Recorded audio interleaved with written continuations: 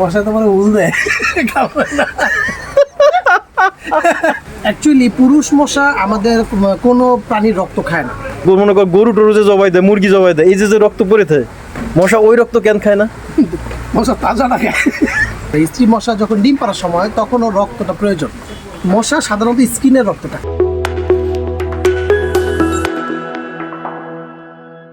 তুই তো অনেক জ্ঞানী মানুষ। আমার মোটেই এত জ্ঞান। আচ্ছা বলতো, আমরা যে এইখানে আড্ডা দিই, মশা যে কামড় দেয়, এই যে কথায় কথায় যে মশা কামড়াইতে বলতে মশা কামড়ায় এটা যে বলি, আচ্ছা মশা কি কামড়ায় নাকি? এটা কোথায় শোষণ করে? আচ্ছা আমরা যে খাই, যেমন দুই চোয়ালের আমরা কোনো কিছু কামড় দিলে সেটা বলে কামড়াইছি, খাওয়া, সেটা হচ্ছে খাওয়া। খাওয়া, রাইট। এখন মশার তো দুই চোয়াল নাই, তাই না? চোষে, মানে শোষণ করে। তাহলে যে আমরা ভুল করে বলি যে মশা কামড়াচ্ছে, আমরা মানে শুদ্ধ ভাষায় তো অল টাইম আমরা কথা বলি না। তুই আমার বন্ধু, তোর সাথে তো কথা বলবো আমি ক্যাজুয়াল। অ্যাকচুয়ালি পুরুষ মশা আমাদের কোনো প্রাণীর রক্ত খায় না প্রথমত। স্ত্রী মশা রক্ত খেয়ে থাকে। স্ত্রী মশার রক্তটা কখন খায়? স্ত্রী মশার রক্তটা তখন খায় যখন ডিম ছাড়ার, যখন পেটে ডিম হয় তখন রক্তটা প্রয়োজন হয়। সে কারণে তখন মশা একটা বাচ্চা 2.5 দিন, 2.5 থেকে 3 দিন। একটা মশা কতদিন বাঁচে?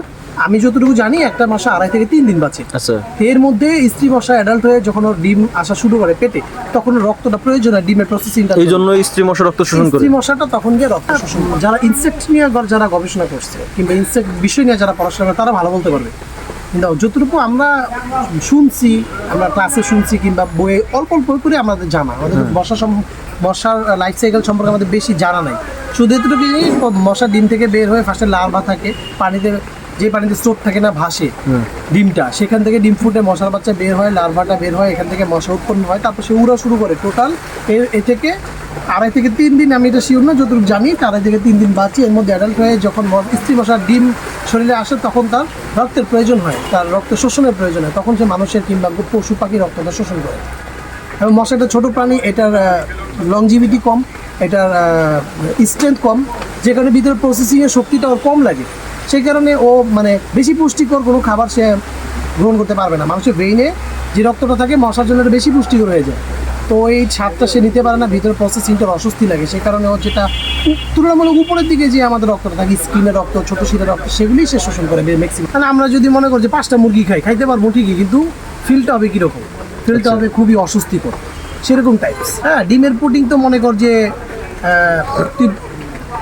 10টা ডিমের পুডিং আমরা 10 জন খেতে পারবো, কিন্তু 10টা ডিমের পুডিং তো চাইলে ছোট পরিসরে আকার দিয়ে বানানো যায়। আচ্ছা, জিনিসটা ছোট, পেটে ধরবে, কিন্তু প্রোটিনের পরিমাণ বেশি হওয়ার কারণে কি আমাদের পেটে অস্বস্তি লাগে। অবশ্যই একটা মশা তো ডিম পারে অনেকগুলো, এবং ডিম থেকে অনেকগুলো লার্ভা হয়ে যায়। আচ্ছা, ডিম থেকে হয়তো 500 থেকে 1000 লার্ভা হয়ে যায় সম্ভবত একটা মশা থেকে। তার মানে এদের 2.5 দিন বেঁচে থাকলে আসলে ওদের প্রজনন ক্ষমতা বা যেমন লংজিভিটি কম, এদের প্রজনন ক্ষমতাও বেশি। হ্যাঁ, ওদের বিলুপ্ত হওয়ার কোনো সুযোগ তো মনে হয় না। ওদের বিলুপ্ত হওয়ার এখন পর্যন্ত সুযোগ খুব কম। যেমন কাক, আমাদের দেশে একসময় ঢাকায় কাক মানে একটা কমন একটা পাখি ছিল। ভোরের ঘুম থেকে কাকের ডাক শুনে উঠতাম, সন্ধ্যার কিল যখন আমরা খেলতাম ছোট বয়সে, তখনও কাকই ডাকতো সূর্যাস্ত যাওয়া বন্ধ। এখন কিন্তু কাকের পরিমাণ কমে গেছে কারণে। আমার কথায় ভুল থাকতে পারে। তুমি যতটুকু জানো ততটুকু শেয়ার করছো, যতটুকু বলার চেষ্টা করছো। তো তোমার মাধ্যমে এটা যারা দেখবে ভিডিওতে, তারা অবশ্যই মশা সংক্রান্ত যে ভুল ধারণা বা হচ্ছে কম ধারণা ছিল, তারা এই ধারণাটা আয়ত্ত করতে পারবে। হয়তো যেগুলি তো এরপরে তোমার যদি ভুল থাকে সেটা অবশ্যই তারা গুগল করে দেখতে পারবে, বাট তোমার মধ্যে যেটা ছিল তুমি সেটা শেয়ার করলা। ঠিক আছে, থ্যাংক ইউ রাজীব, ধন্যবাদ। আমার কথা ভুল থাকতে পারে, সেটা ক্রস চেক করতে হবে। আচ্ছা, ঠিক আছে, ওকে, হাই বলে দাও।